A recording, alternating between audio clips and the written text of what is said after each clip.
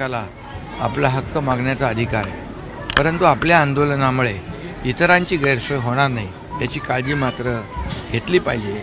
आणि मी जेव्हा मुख्यमंत्री होतो, मी देवेंद्रजी, अजितदादा, आम्ही आमच्या मंत्रिमंडळाने मराठा समाजाला 10% आरक्षण देण्याचा आम्ही निर्णय घेतला।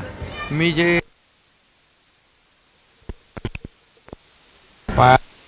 लावून शपथ घेतली, 10% आरक्षण दिलं आणि ते आरक्षण आजही कायम आहे। त्यामुळे मला वाटतं या ठिकाणी मराठा समाजासाठी कुणबी प्रमाणपत्र देणं असो, मराठा समाजासाठी ज्या काही योजना लागू करणं असो, या सर्व योजना जस्टिस शिंदे कमिटी असेल, गायकवाड कमिटी असेल, त्याचबरोबर या ठिकाणी जे काही आम्हाला करता आलं ते मागासवर्ग आयोग असेल, याच्या माध्यमातून अनेक गोष्टी देण्याचा प्रयत्न केलेला आहे। आणि म्हणूनच मी देखील आवाहन केलं होतं की गणपती उत्सवामध्ये आंदोलनामुळे गणेश भक्त, लाखो गणेश भक्त महाराष्ट्रात येत असतात। महाराष्ट्रातला गणेश भक्त आहेतच, परंतु देशभरातून, विदेशातून देखील मुंबईमध्ये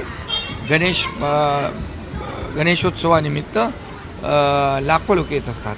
त्यांची कुठेही गैरसोय होऊ नये ही आमची भावना होती आणि मला वाटतं ही प्रत्येकाची भावना आहे। याचं भान आणि याची जी काय काळजी प्रत्येकाने घेतली पाहिजे। सर, एक महत्त्वाचं, गेल्यावेळी ज्यावेळी मनोज जरांगे आले होते त्यावेळी तुमची मध्यस्थी झाली होती आणि ते वाशी टोलणे करून पुन्हा गेले होते।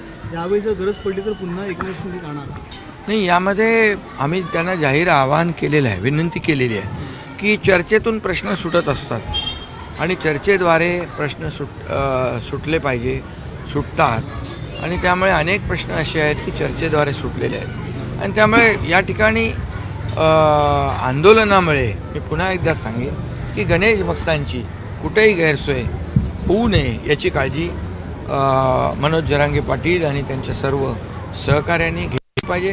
कारण आपण पाहिली, या महाराष्ट्रामध्ये मोठी मोठी आंदोलनं आली, परंतु आपल्या आंदोलनाचा इतर लोकांना त्रास होऊ नये याची काळजी पाहिली। या महाराष्ट्रामध्ये मोठी मोठी आंदोलनं आली, परंतु आपल्या आंदोलनाचा इतर लोकांना त्रास होऊ नये याची काळजी प्रत्येकाने घेतलेली आहे।